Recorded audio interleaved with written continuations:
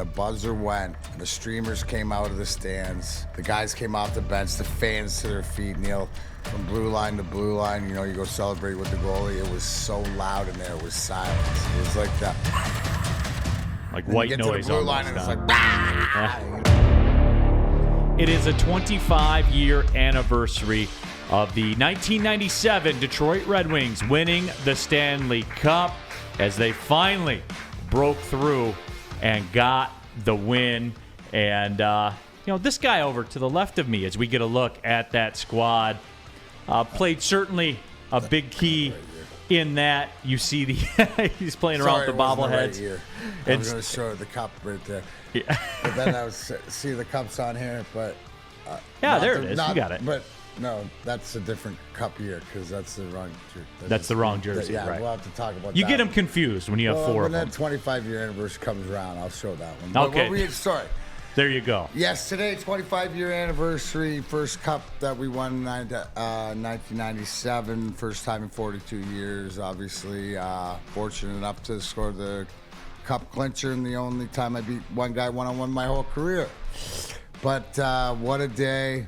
Best part of that experience I'll never forget, and I talk about it on the Slapstick Comedy Tour all the time, is people ask me my favorite Joe Louis Arena moment, and I always make a joke because my first Christmas card every year goes to Eric Lindros, and they're like, Eric Lindros, the captain for Philly? I go, yeah, well, he scored with like 15 seconds left to make my goal the winner, but my moment was face-off outside our zone with that 11 seconds left, and Yzerman, Shanahan, Lidstrom, Konstantinov, and Darren McCarty, the kid from Leamington, Ontario that grew up 40 minutes from there, had been a Wings fan when they were worse than they are now in the Dead Wing era, was on the ice for the final buzzer.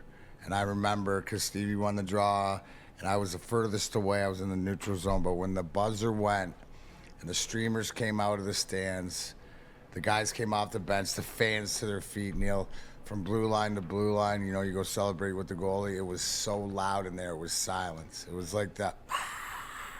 Like white noise. You get to the blue line and it's like, you know, so it's like, like that. So I'll always remember it. That's what's burned into my head. And just the biggest thing, right, is the fact of what you start thinking about is it's not about yourself, it's about what it meant to get there and what you've done, and the I guess it was just what you've brought back to the city and what you've done together, and you just looking at everybody and you see that journey. So fortunate enough to have 4 cups, and they're all like kids. They have a different story to them, but the one definitely 25 years ago today was really special, especially being, you know, the stepchild from across the border that scored the goal. So that you can't write it any better than that.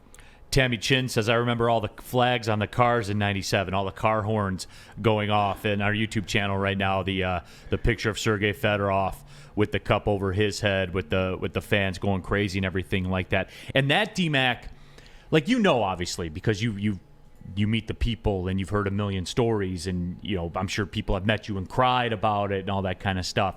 That was the thing to me, was just being over a buddy's house for like a watch party, and like Tammy was talking about, like people just going out to the streets, and everybody, I mean the whole city, just it was incredible. Because, and here's D-Mac, here's where it kind of comes full circle, because I teased this a little bit beforehand.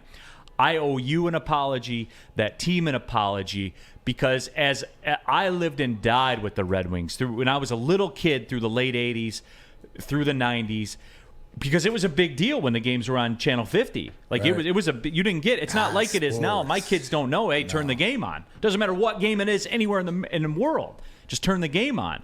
You had to gear up for a game on Channel 50 or listen to them on the radio at night and everything like that. Just lived and died with it.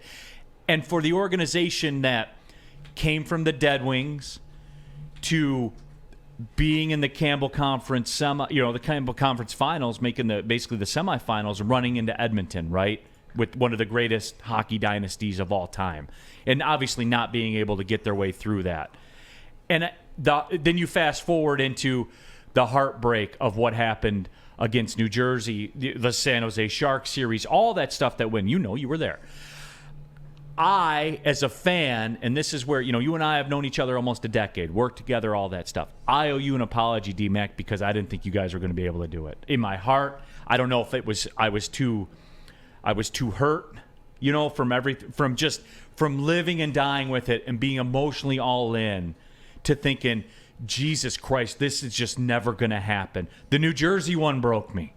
It did. I'm not going to lie to you, man. Well, the New Jersey one had to, you thought it broke you until the next year where you set the league record, 62 wins, and Colorado crushes you. That's where, that one broke me again. No, but that's the break. That's where you're going to quit. And you know what? There's so many people, and because we're sitting 25 years out from winning, and if you're around, I guess human nature is to let, I guess, how hard the blow is at the time, it softens. But the reality is Neil, that people bailed out, because here's the whole thing. The stuff that you're talking about, and we don't need to talk about it now because we will have to talk about it again with this Red Wings team in a few years, probably 2-3 years, when they get there, when they are the Edmonton Oilers, when they are the Calgary Flames that can get to the playoffs, and you have expectations to get to the Cup Finals and maybe have a shot. So back then, my question is, and this is a great poll question, right? And this is the one, to be honest, because it's okay, because I use this as where we talk about that mentality of that professional mentality versus the normal person. I think yesterday's question is that you have no choice but to succeed. There was you're gonna, or you have to be committed to die trying. And when you're committed to 20 guys that way in that room, no matter what, that's what we had. That's why the March 26th bringing everything together was the caveat, the Hogwarts, Harry Potter, magic spell, whatever it was that brought everybody, not just a team, but everybody together. And this was the payoff, right? When this run had come, the regular season stuff and the revenge of Drapes, but the fight, the battles, kept losing the battles, but we finally won a big battle that changed the war, right? As they say, you can lose the battles, but win the wars. And so I guess the question is it's okay. But to me, it's a great example of life, whether you've lived through it or you've had doubts against yourself or whatever else. You got to just keep moving forward, because it was either quit or get back on that, because you're so close. And so many teams. That was the killer. So many teams, right, get to this point in all sports. And, what if? Could have been. What if? What blows me away, the Buffalo Bills went to 4 straight Super Bowls. They did not win. Does that mean they weren't a great team? Does that mean they weren't the second best team every year? They just weren't good enough to get over the hump, but their greatness as a team. So that's a resilience too, where that fan base is still trying and keep going, right? So you have either a choice to either suck it up and keep getting up. Like I always say, it doesn't matter as long as you fall down, keep getting up. Sometimes it takes a little bit longer, but Neil, I don't think that, and you know what? That's allowed. Thank you for the apology. It's okay. I know there's so many more people out there that wouldn't admit that. But it's okay to admit it, to move out, because the minute you say, man, I can't do it anymore, these wings is this, and somebody else goes, no, man, we got to get together. Fans are just as important, right? In the stands, all that stuff, that's just as important because it pushes through. So there's levels to it. This was the payoff level, but never forget that thought process of, will we ever get there? Right? So that's where, and as a player, how can you not? The worst thing, and back to your point, when we lost to New Jersey, right? That wasn't the worst feeling, because we were young and we're looking down there and going, all right, we're going to get them next year. You were still young enough to be dumb at that point, right? Yeah. Until the next year when we set the league record, 62 wins, and lost Colorado, and went, oh my God, it's the worst feeling because we may never get back because we are this good. And nothing's guaranteed. So that's just a misnomer. That's life.